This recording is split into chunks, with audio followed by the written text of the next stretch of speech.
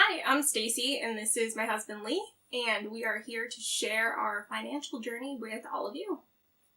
What we're trying to achieve is financial independence, and we've been working towards that for years.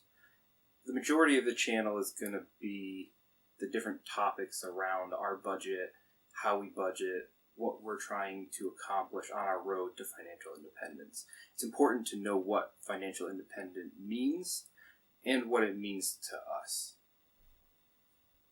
Alright, so what is financial independence? According to the internet, financial independence is having enough income to pay your living expenses for the rest of your life without having to be employed or dependent on others. This is kind of our goal. We have a little bit of debt now that we've recently taken on. We'll get into that later in this video. And having debt does not mean that you cannot be financially independent. But for our personal definition of what we want our life to be like when we are financially independent, we do not want to have any debt. Yep. Alright, so that's enough details about what financial independence is and the path that we're hoping for. So let's talk a little bit about our history.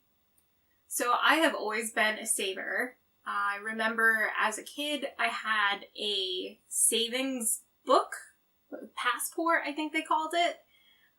And whenever you would deposit money or earn interest at the end of the month, you could take the passport into the bank and they would stamp it with your current balance.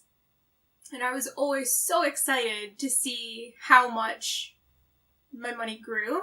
I think my parents forced us to save a portion of all of our birthday money and Christmas money, and I would just end up putting it all into my savings account to see how it grew, because that's just who I am. Alright, so growing up, I remember seeing my mom go through her bills every month and balancing her checkbook and going to the bank to make deposits and transferring money, because for some reason she had 3 different banks that she had accounts with. So I know that my parents tried to pay off their credit card bills every month. They owned their house outright. So I had a pretty good basis in financial independence without specifically being taught the financial skills. I saw them happening and kind of learned that way.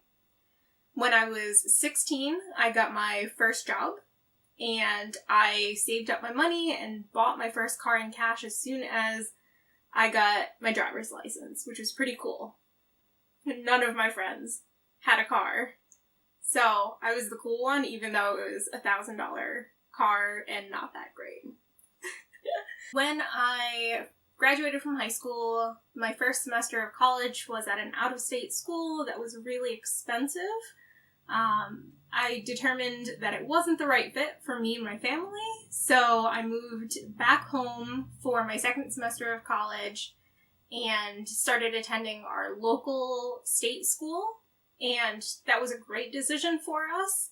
My parents were kind enough to pay my tuition at the local school, so I only had student loans from the first semester of college, which was really nice, and then I only had to pay for textbooks and school supplies and gas to get to and from school and things like that. I had one personal credit card that I got when I was 18, and I would pay it off every month and did that for a lot of years, all the way through college and for a couple of years after that before we started really increasing our debt load. When I graduated from college and finished my classes, because I walked in May and then took one summer class to finish up my degree.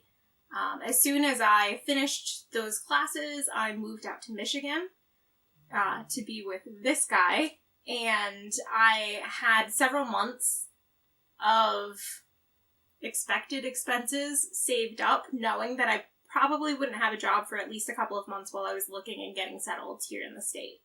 So when I was growing up, we had little tiny books that were just kept track of our money by writing in them. So our allowance, any birthday gifts from family, relatives, they'd go in the book, and we'd keep track of our money, and we could use that to spend. And our parents kept all the money in their own bank account until we were old enough to have our own bank accounts. I worked a couple jobs through high school. I ended up getting like a family credit card, one my parents were on before I was 18. After I turned 18, I was working at Sears, ended up getting the store card, right? Everybody who worked there had one. I've had a couple different credit cards over the years. Made some probably less than stellar choices with buying stuff, and accrued a fair amount of debt over the years that I had to have help paying off. Not necessarily financial help as far as like coming up with the money, but more the strategies for how to pay off debt. Actually paying off bills before their due date rather than just paying it on the last day of the month so you don't accrue interest. Yeah, I didn't late have fees. a great system for paying off stuff. I wasn't late every month, but every once in a while I'd miss sending something in on the due date. So nobody's perfect. So 2007 was a really big year for us. We bought our first house. We acquired our cat, Callie, who I'm sure will end up in other videos.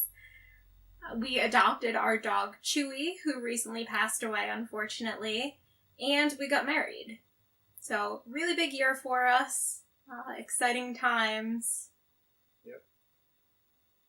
So, in 2011, I don't know that there was a particular thing that got to me. We were making enough money.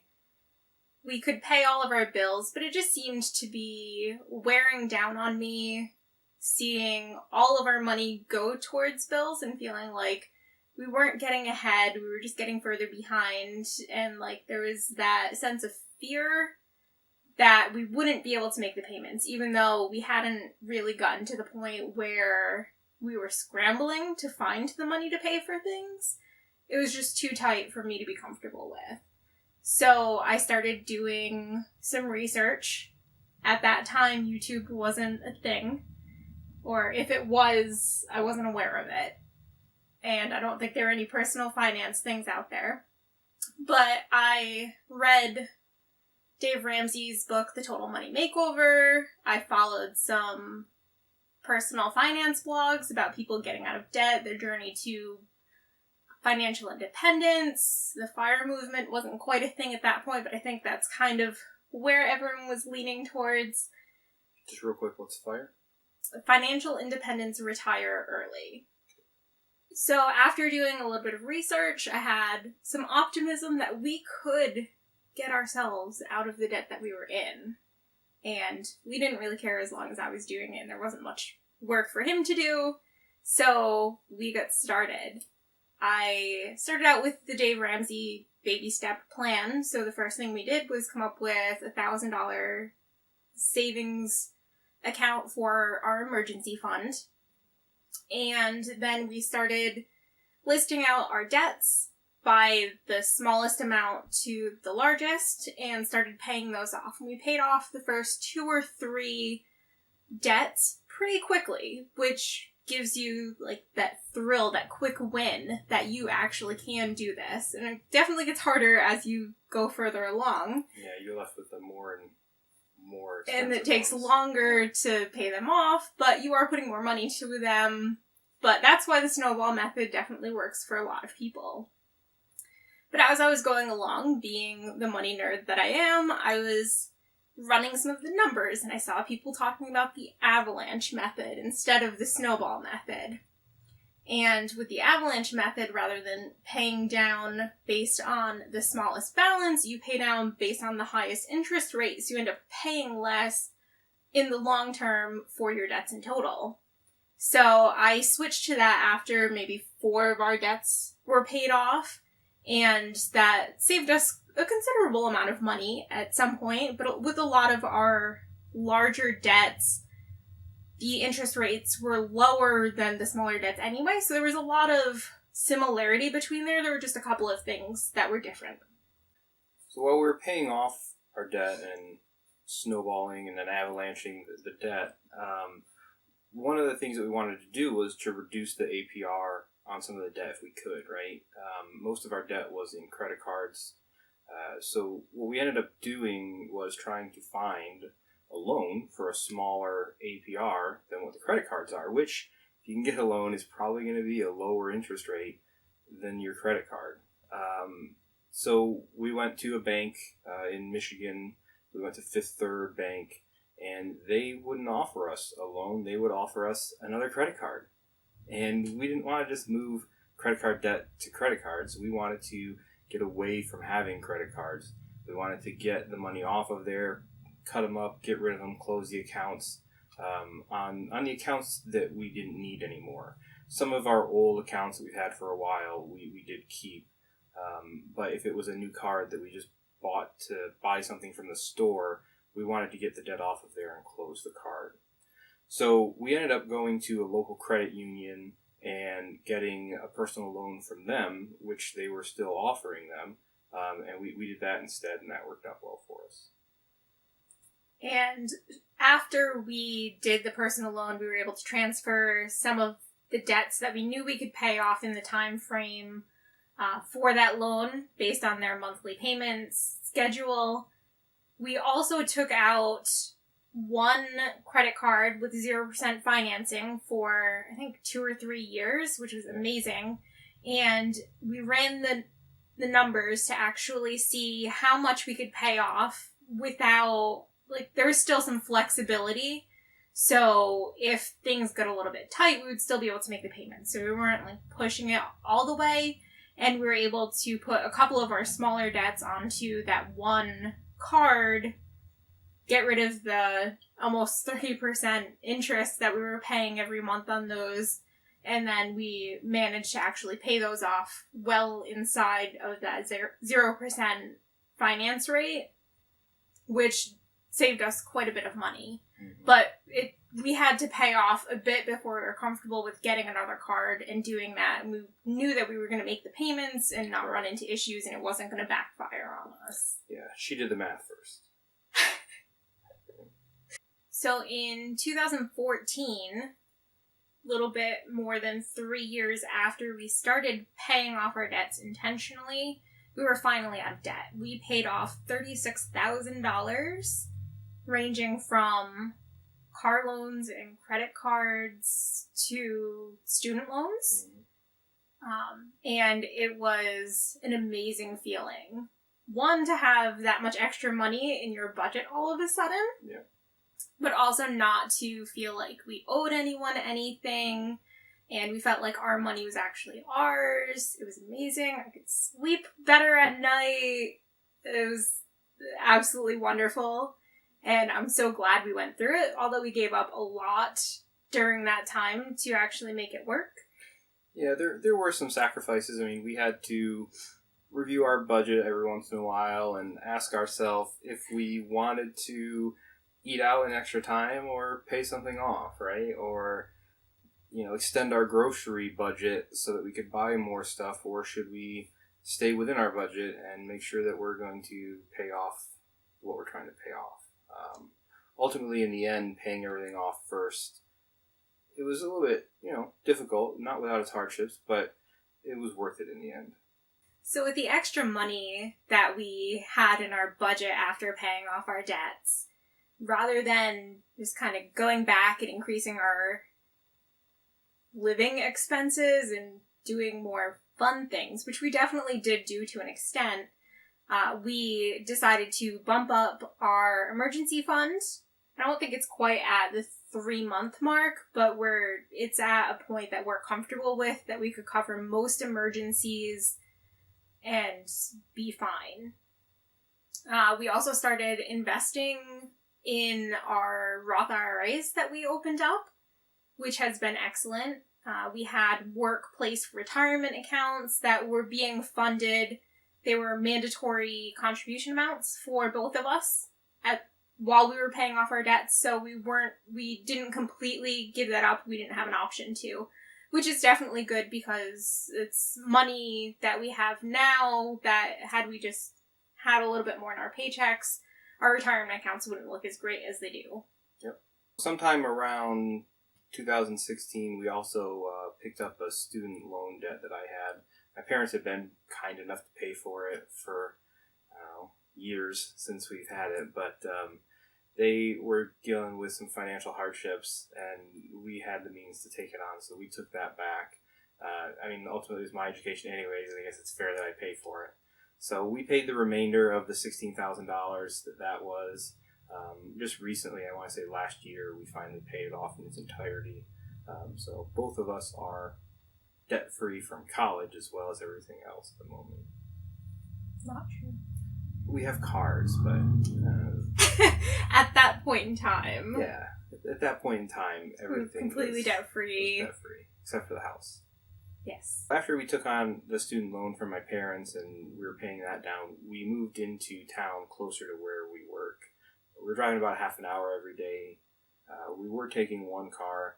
And we continued that for a while we were living in town because we both worked at the same place. Eventually, Stacy decided that she could have a happier, less stress job now that we had paid off most of our debts. And I think that worked out fairly well. Yep. With our debts paid off, we were actually able to purchase our second house, the one that we're in now, while we still had the first house, and we could pay both of the mortgages easily, even with me taking on a lower paying job. Yeah. That made me happier. We wouldn't have been able to do it forever, but our other house sold, and we got the money back from that. I think we actually ended up losing a little bit selling the house, but to not have it anymore and to live closer to where you work, we went from, like I said, a 30-minute drive down to a 5-minute drive. It makes things a lot easier. And we definitely don't recommend selling a house at a loss, but at the same time, we bought our first house 3 months before the housing market crashed. Yeah. And we could afford the payments. We didn't have a bad mortgage.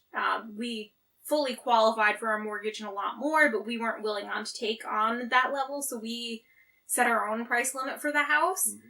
It just worked out to not be the right house for us, so we moved out of it. We were much happier. But in Michigan, housing markets haven't really recovered. I think right now they might actually be at an all-time high, but they're only slightly above what they were in 2007. And we weren't just going to keep holding on to the house and paying for it, hoping that the market was going to recover. We knew that we could kind of sell it at a loss, pay all the closing fees and everything like that, and only be out a certain amount of money.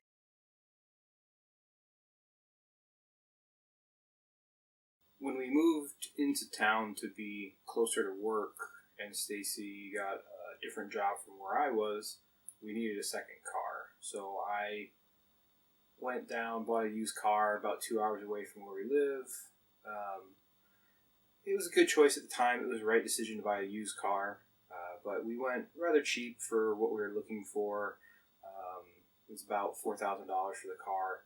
And it nickeled and dimed us for a while. At first it was just, it needs a new muffler and a couple brackets to hold a couple things in place that were loose. It didn't just stay at the muffler. We had more problems. We ended up replacing the catalytic converter. We ended up having to do brakes and rotors, and then we had speed sensor issues, and we just put more money into the car than we thought we were going to have to.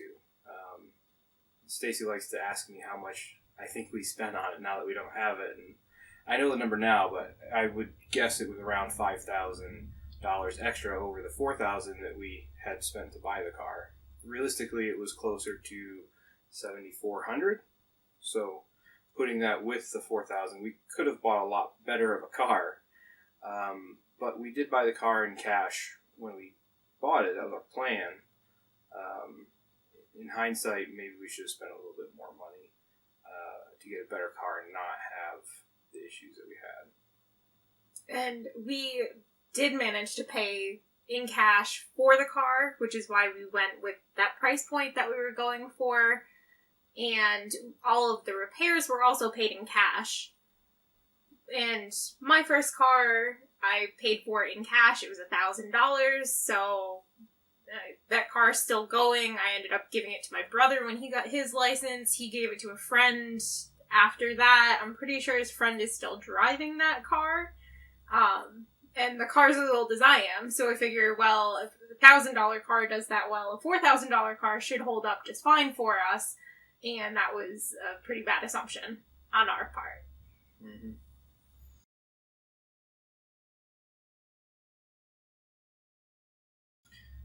Moving into the future a little bit more, we ended up like a month after that, less than a month after that. The other car, the one we've had for years, started having trouble. The steering column started to get loose. It would slip and you'd move 6 inches and the wheels wouldn't turn at all in the car.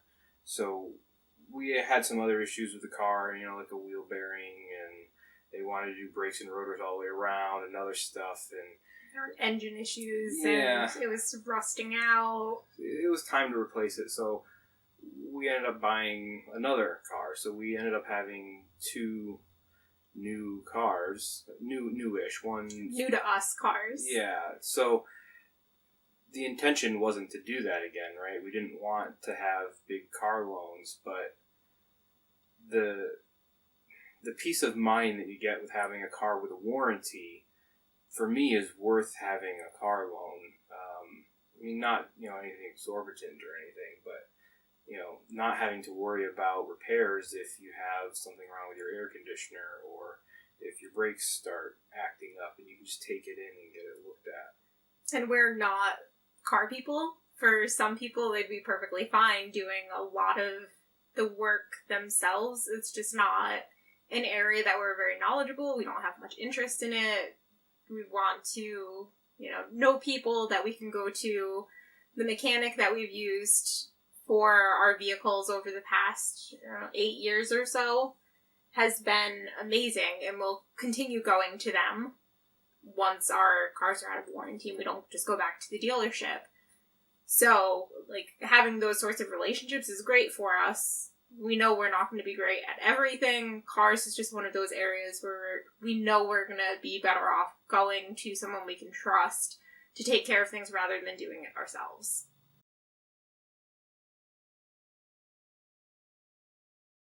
With the 2 car loans, which we weren't expecting to have 2 car loans. We were only expecting to have 1. It easily fit in our budget. I wasn't concerned with it, but having 2 definitely eats into more of our budget. So I ended up reducing our investments that we were making each month to our Roth IRAs to be able to pay the car loan, or the second car loan. And since I started doing that and seeing how much money we're putting towards those car loans every month, I want that money back so that way I can spend it the way I want to rather than the way I have to based on these debts. So I decided to stop funding our Roth IRAs for the time being and use that money to put towards paying off the car loans faster. While it might not be financially the best decision, it's a guaranteed rate of return. I think one of our car loans, the one we're paying off first, is 4.99% interest. Assuming the stock market averages 7% long term, we're losing out on a little bit of money, but there's no guarantees that the market's going to return that, especially with the way things have been so far in 2020. Who knows what things are going to look like in the next couple of years. So I'd rather have that guaranteed return, free up that cash flow a lot faster for us. That's just my personal decision as to what to do, not necessarily the money-wise way to do it, but it's my finances, I'll do what I want. We've had some stuff kicking around the house for a while. It's been with us since we moved here, or since we've come to the state in 2011. 5 for you, 6 for me. Yeah. I'm bad with days. So we've had stuff for a long time. Some stuff we found when we bought our house in the basement under the furnace, like hidden in a corner, and we saw it and we're like, oh, that's neat, we'll hang on to that, and we've hung on to it and never used it, and it's just been something we've had to kind of tote around with us. And we've looked at all that stuff and went through the house and kind of made up a list of things that we don't necessarily need but we have. In days past, that would have been prime real estate for a yard sale, right? You pick all that stuff and you say, we're going to yard sale all this. It's the 21st century, there's new inventions, so rather than yard selling stuff, we're trying the Facebook Marketplace. So we've already sold probably 5 or 6 things on there. Mm-hmm. Made a decent amount of money selling that stuff. It is a finite resource. I mean, we've only got so much stuff to sell, so much stuff we're willing to part with, right? Stuff that doesn't bring us joy. And we're going to try to keep doing that and try to slim down some of the stuff that we have that we don't actually use. It generates a little bit of money. Obviously, like I said, it's finite. It's not going to bring money in every month for the rest of our lives, but it is a easy way to make a little bit of money for stuff that, honestly, we haven't even thought about for months or maybe even years. So it's something to consider if that's a situation you find yourselves in. And we have some things that are kind of too small or not worth listing and having to do a meetup or something like that for. Mm-hmm. So I think at some point we will do a yard sale for some of our items. And we're just more willing to part with items for some reason, even though we don't actually use them. And we've moved them multiple times. Mm-hmm. So we're going to keep sorting through. We're definitely never going to be minimalist. That's not going to happen. But by selling some of the things that we don't necessarily want or need, we're able to take some of that money and put it towards paying off our debts faster. It can also go towards investments, and then some of our money is also going to wish list items that we have, so that we can fund those goals a little bit faster without really having to adjust our normal budget that much. And it's just extra money, which is pretty nice to have. Yeah. Once the car loans are paid off, I am going to be putting money back into our Roth IRAs to go back to funding those fully every year. And we'll also be funding our car replacement fund, so that way we can replace the cars when we need to, as well as a car repair fund, whereas we only had one car expense fund in our budget before, so we were using all of the money we had saved for the car to repair the old Maxima, and then we had no money to buy a replacement because we had used all that money, which is why we ended up with as much money in loans as we did. So that's definitely a change that we've made, and moving forward, it's going to be a lesson learned, and we'll make sure to fund both categories, try to not raid them for something else, so that way the money is available when we need it. So we've increased our sinking funds, learned a valuable lesson, which hopefully you can learn from us without having to experience yourself. Once we are investing again, we'll be back on track to reach our financial independence goals by the time we reach age 50. If you like the content you've seen, we're going to try to do some videos like this. Some are just going to be Stacey reviewing our budget, covering other financial topics. Go ahead and like the video, comment, subscribe, all the things that people do for YouTube videos. We are going to try and do some videos where we answer questions in the comments or email. There should be an email address in the video description down below. So send it through and we'll get back to you.